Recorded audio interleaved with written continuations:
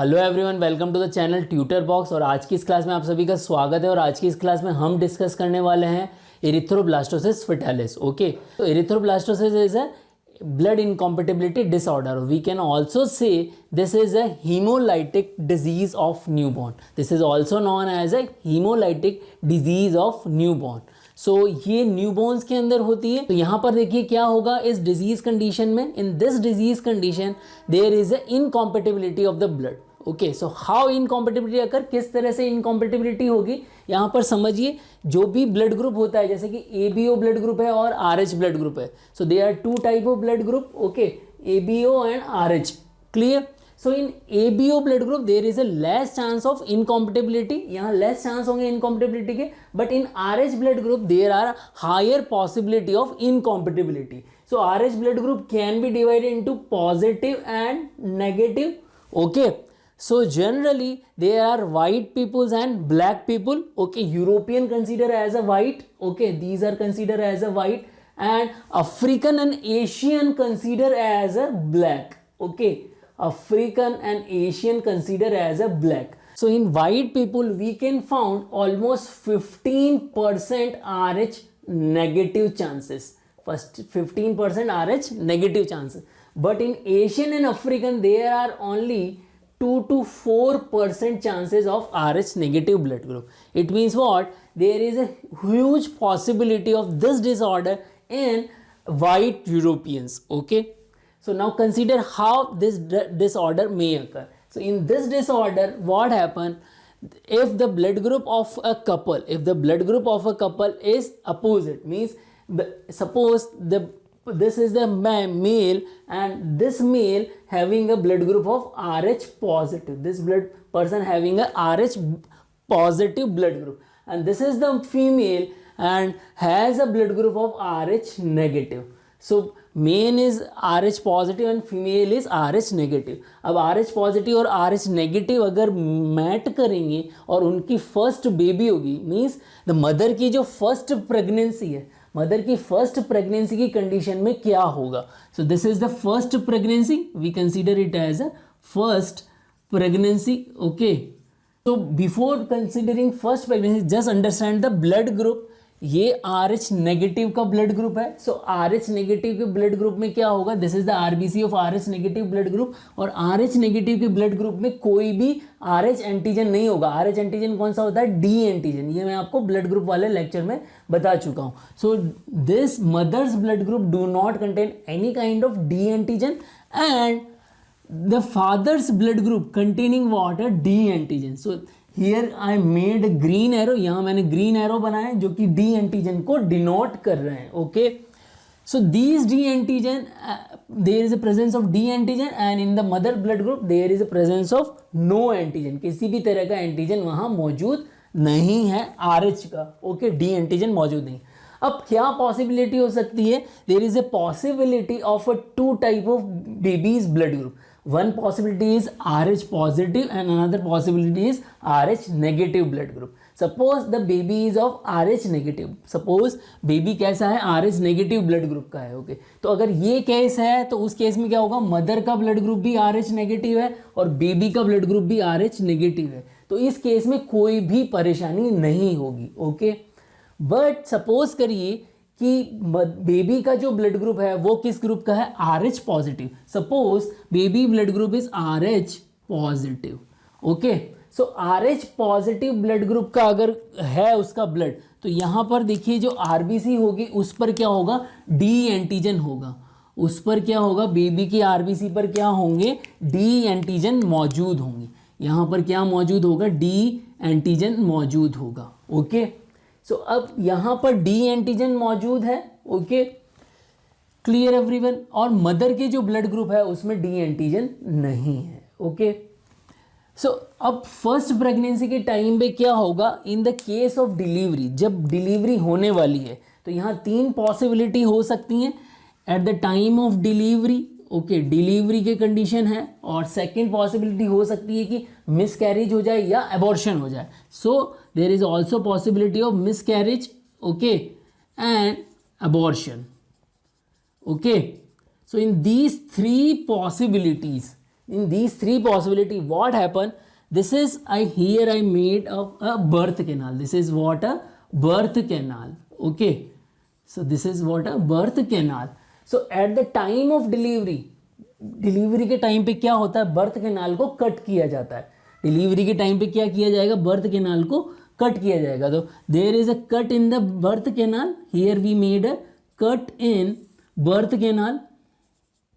Okay, so birth canal में अगर cut होगा तो क्या होगा उस केस में, there is a possibility that blood group of baby, ये ब्लड ग्रुप इसका कैसा है, RH पॉजिटिव. सो बेबी का जो ब्लड ग्रुप है it will enter into the mother's blood group. Baby blood enter into mother's blood group, mother's blood.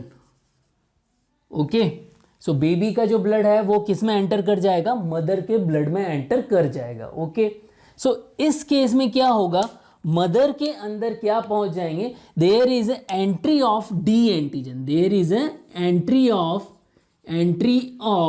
D antigen in mother blood. Okay, so यहाँ D antigen की entry हो गई, means RH positive antigen की क्या हो गई, mother के blood group में एंट्री हो गई. ओके, सो इस केस में क्या होगा, अभी जो फर्स्ट प्रेगनेंसी है उस केस में there is a less amount of D antigen. So D antigen are in the lesser amount. D antigen जो हैं वो किस अमाउंट में है, they are in less amount. Okay, so दो लेस अमाउंट में है तो इस वजह से बेबी को कोई भी डेंजर नहीं होगा. There is no danger to the baby. So baby क्या हो जाएगा, बेबी की फर्स्ट में डिलीवरी हो जाएगी. Okay, without any harm. Okay, but what happen after the first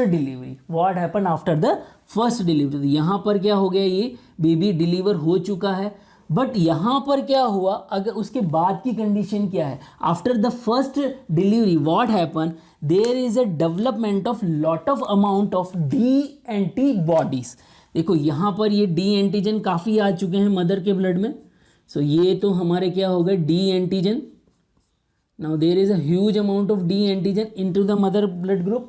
so mother will develop what, D antibody. Mother will develop what, D antibody. So these are what, D antibody. Okay, clear? And these are what, D antigen. Clear? Now suppose what happened, this couple are taking another chance of a second baby. Okay, now mother is again pregnant. So in this second pregnancy there is another two possibility. Baby may be of RH positive or baby may be of RH negative. So consider this condition, baby is RH positive or baby is RH negative. If the baby is RH negative, again there is a no problem. Okay, but again the second baby is RH positive. Second baby is again RH positive. Okay, so now this baby is again RH positive. So in this case what happened? Now mother has a lot of amount of D antibody. Mother has a lot of amount of D antibody. Now consider this condition, this is the blood of the baby. Okay, this is the blood of the baby. Okay, and baby has a what, D antigen. Baby has a what, D antigen. Clear? These are the D antigen. Now mother has a D antibody. Mother has what, a D antibody. Mother के पास में क्या है, D antibody. Okay, so what happened during the pregnancy, what happened, mother, as we know there are immunoglobulin G, there is IgG, there is a what, IgG. These immunoglobulin can cross the placenta and reach into the what, baby's blood. Due to reaching of the immunoglobulin G, okay, there is a possibility of what, antigen antibody reaction, because of mother's blood is reaching into the baby's blood, because it is crossing the placenta and reaching into the baby's blood, second baby's blood. So after this there is a what, there is a antigen antibody reaction, and this cause RBC rupture. This cause what, RBC rupture. and due to rupture what happen, there is a hemolysis, there is what, hemolysis, and due to this hemolysis what happen, it will cause anemia. This is cause what, anemia.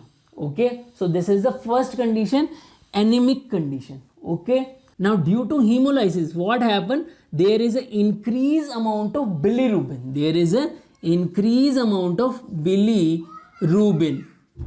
Okay, due to increased bilirubin what happen, it will cause jaundice, it will cause what, jaundice. Okay, this is the another condition, this is the another condition. Okay, and due to increased amount of bilirubin may reach into the brain, and after reaching into the brain it cause what, kernicterus, it cause what, kernicterus. Clear everyone? Okay, so these are the three conditions. The first one is anemia, second one is jaundice. Okay, and the third one is what, kernicterus. Okay, now just understand how this name occur, erythroblastosis fetalis नाम कैसे पड़ा इस disease का. Okay, so due to anaemia क्या हो रहा था, anaemic condition की वजह से क्या हो रहा था, एनीमिया होने की वजह से जो रेड बोन मैरो है वो एक्साइड हो जाता है. बेबी का red bone marrow, baby RBM, I am writing his RBM का मतलब क्या हो गया, red bone marrow, it excited. Okay, due to excitation of RBM it generate what, more erythropoiesis. ये erythropoiesis और ज़्यादा करेगा क्योंकि एनीमिया हो गया, तो इस कंडीशन में बेबी की जो रेड बोन मैरो वो erythropoiesis करेगा, तो ये फास्ट erythropoiesis करेगा. तो उस वजह से क्या होगा, due to this reason what happen, it generate immature erythroblast.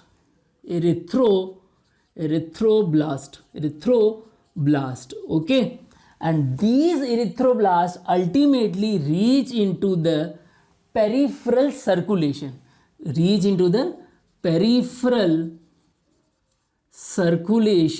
of fetus. Okay, so ये कहाँ पहुँच गई, peripheral circulation of foetus, foetal के पेरिफेरल सर्कुलेशन में पहुँच गई. Okay, clear everyone? इसी वजह से इसको क्या बोला जाता है, erythroblastosis fetalis. Okay, erythroblastosis fetalis. Clear everyone? Okay, so this is the condition. ये इस तरह से यहाँ पर एरिथ्रोब्लास्टोसिस में ये इसके सिम्टम्स हो जाएंगे. एरिथ्रोब्लास्टोसिस के सिम्टम्स क्या हो गए, दीज आर बेसिकली ये सिम्टम्स लाइक एनीमिक बेबी जो होगा एनीमिक हो जाएगा, जॉइंटिस हो जाएगा, कर्निक्टेरस हो जाएगा. ओके, और अल्टीमेटली एक चीज और क्या होगी, there is a possibility of heart attack. Haemolysis से क्या हो जाएगा, heart attack. Okay, and due to heart attack there is a possibility of death. Baby की डेथ भी हो सकती है. Okay, so how can we prevent this condition, हम कैसे इसको प्रिवेंट करें. तो इस कंडीशन को प्रिवेंट करने के लिए क्या होगा, at the first delivery, at the time of first delivery, within 72 hours, okay, within 72 hours क्या करना पड़ेगा, we need to give rho D immunoglobulin. कौन सी ड्रग देनी पड़ेगी हमें, so this is the drug, this is what a drug for the treatment. बहुत सी बार यहाँ पर भी एमसीक्यू पूछ लिया जाता है आप लोगों से कि कौन सी ड्रग दी जाएगी. सो याद रखें इसको, कौन सी ड्रग हो गई, RhoD immunoglobulin. Okay, so RhoD immunoglobulin at the time of first delivery within 72 hours देनी है. उससे क्या होगा, रोडी इम्यूनोग्लोबुलिन क्या करेंगी, जो डी एंटीजन है उसको क्या कर देगी, उसको सप्रेस कर देगी. अगर डी एंटीजन सप्रेस हो जाएगा तो यहाँ पर क्या होगा, there is a less amount of D antigen. यहाँ डी एंटीजन जो है आगे फर्दर बनेगा ही नहीं. अगर ये नहीं बनेगा तो डी एंटीबॉडी नहीं बनेगी, और डी एंटीबॉडी नहीं बनेगी तो फर्दर अगर RH पॉजिटिव बेबी भी है, नेक्स्ट बेबी, तो भी एंटीजन एंटीबॉडी रिएक्शन नहीं होगी, ये वाली जो रिएक्शन नहीं होगी और ये सारा प्रोसेस नहीं होगा। ओके एवरीवन, समझ में आ गया आप लोगों को यहाँ पर? होपफुली मुझे लगता है कि समझ में आ गया होगा। तो और कौन सी कंडीशन है जहाँ पर कि ऐसा चांस हो सकता है कि बेबी का जो ब्लड है वो मदर में चला जाए? ओके, तो वो एक जैसे कि वेजाइनल ब्लीडिंग और हो जाए तो उस केस में भी यहाँ बेबी का ब्लड जा सकता है। अब यहाँ पर देखिए कि क्या डायग्नोस्टिक कंडीशंस हैं, किस तरह से डायग्नोस किया जाएगा। So what, how we can diagnose, how we can diagnose. Okay, clear? So what are the diagnostic conditions? So देखिए यहाँ पर the first one is diagnosis is what, किस तरह से डायग्नोस करेंगे हम? Cell free DNA screening. क्या किया जाएगा? Cell free DNA screening. This is the diagnostic set test. Okay, and then the second test is what, they are two more test. तो वो कौन कौन से टेस्ट है? तो एक टेस्ट तो हमारा हो गया सेल फ्री डीएनए स्क्रीनिंग, दूसरा कौन सा हो गया? Serial antibody measurement, and the third one is reflex antibody screening. Third one is what? Reflex antibody screening. Okay, so these are three diagnostic tests. Okay, तो यहाँ पर इस पूरे लेक्चर में आप लोगों ने क्या समझ लिया? एरिथ्रोब्लास्टोसिस फेटालिस क्या है, क्यों, कौन सी ब्लड इनकॉम्पेटिबिलिटी की वजह से हो जाता है। याद रखिए मदर RH नेगेटिव है और फादर RH पॉजिटिव है, ये बात आप ध्यान रखिए, यहाँ पर क्वेश्चन बनता है। ओके, मदर क्या है? RH नेगेटिव है। ओके, और बेबी RH पॉजिटिव, बेबी क्या है? RH positive. Okay, clear? तो इसके बाद में मैंने ये पूरा प्रोसेस आप लोगों को समझाया, फिर मैंने आप लोगों को सारे सिम्टम्स भी समझाए। ओके, तो यहाँ पर सिम्टम्स कौन कौन से हो गए? Anaemia, jaundice and kernicterus. Clear? उसके बाद हमने डायग्नोसिस बताया। ओके, तो डायग्नोसिस के 3 मेथड हैं एंड फर्दर ट्रीटमेंट कौन सा है। तो इन सभी पे मैं क्वेश्चन बना के दे रहा हूँ आप लोगों को, 5 MCQ यहाँ पर दे रहा हूँ। उन सभी क्वेश्चंस के आंसर आप कमेंट बॉक्स में लिखें। ओके, वीडियो को लाइक करें और शेयर करें। जय भारत, जय Hind. Hello everyone, discussing the question number 1. Erythroblastosis fetalis occur when RH positive man marry with dash dash dash woman. A. RH positive woman, B. RH negative woman, C. both of these, and D. none of these. Question number 2. In erythroblastosis fetalis, chance of death possible for A. first baby of RH positive man and RH negative women, second baby of RH positive man and RH negative women, third baby of RH positive man and RH negative women, and D. all baby of RH positive men and RH negative women. Question number 3. Find the symptoms of erythroblastosis fetalis. A. anemia, B. jaundice, C. kernicterus, D. all are correct. Question number 4. Find the diagnostic test of erythroblastosis fetalis. A. cell-free DNA screening, B. serial antibody measurement, D. reflex antibody test, D. all are correct. Question number 5. Find the false statement for erythroblastosis fetalis. A. hemolytic disease of newborn, it is known as a hemolytic disease of newborn. B. it occurred due to ABO incompatibility. C. it occurred due to RH incompatibility. D. all are correct. So I have already given answer of all of these questions in my lecture, so go through with the lecture and answer in comment box.